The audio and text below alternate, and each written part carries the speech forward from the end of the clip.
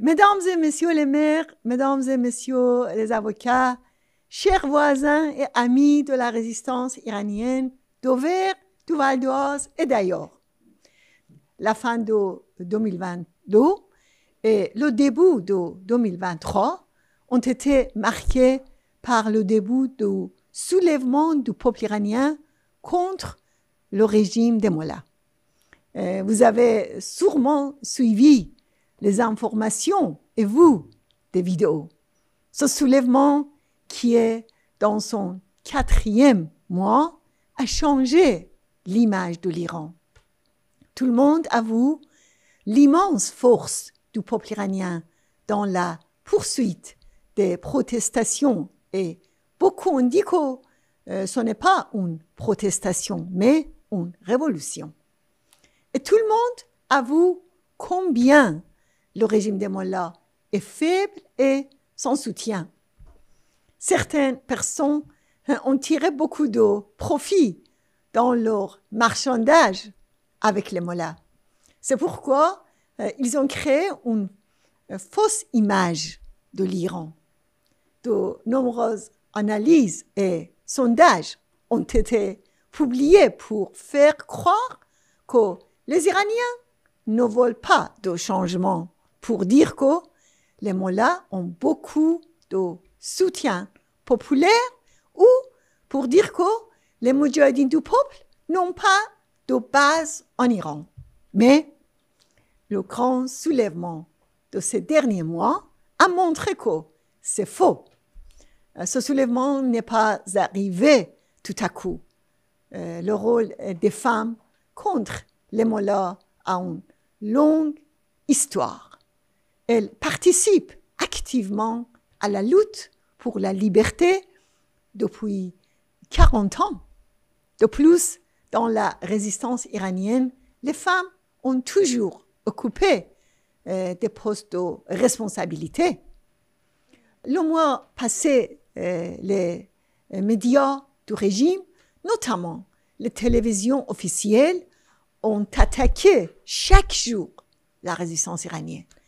Il y a quelques jours, le vice-directeur international du système judiciaire des mollahs a déclaré que depuis quelque temps, ils ont changé de politique vis-à-vis des moudjahidines.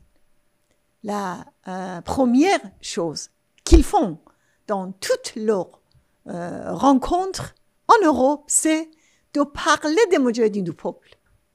Ce soulèvement a aussi démontré que le peuple iranien ne veut pas de la dictature, ni la tyrannie du Shah, ni la tyrannie des mollahs. Le rejet des deux dictatures est un des slogans majeurs de ce soulèvement. Nous aussi, nous avons annoncé que le rejet du Shah ou des mollahs est la base de notre coopération avec tous ceux qui veulent un Iran démocratique. Le moteur du soulèvement qui s'appuie sur une société très en colère est une force combattante qui a des objectifs progressistes. Elle recherche la liberté et la démocratie, des élections libres et la séparation de la religion et de l'État. Ces derniers mois, les mollahs ont tenté plusieurs fois d'arrêter le soulèvement. Mais la situation en Iran ne va pas revenir en arrière et cette confrontation massive entre le peuple et le régime avance vers le renversement de la dictature religieuse. Les Iraniens attendent des peuples du monde, en particulier des Européens, de convaincre leur gouvernement de couper les relations avec les mollahs.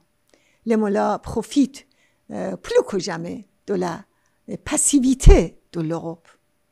Hier, le régime criminel des mollahs a exécuté de jeunes manifestants. Malheureusement, ces crimes vont continuer jusqu'au renversement de ce régime.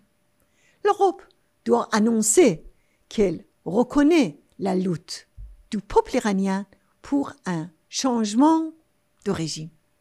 Les pays européens doivent fermer les ambassades des mollahs afin de montrer leur soutien au peuple iranien pour condamner la torture et le massacre de la jeunesse.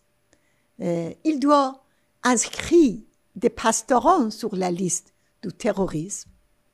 Nous savons tous que les gouvernements changent difficilement de politique. C'est pourquoi nous faisons appel à votre soutien et au soutien des peuples français et européens pour arrêter les politiques qui vont contre les intérêts du soulèvement du peuple iranien. Je vous remercie et je vous souhaite encore une très bonne année et j'espère que nous pourrons bientôt vous recevoir dans un Iran libre. Merci beaucoup.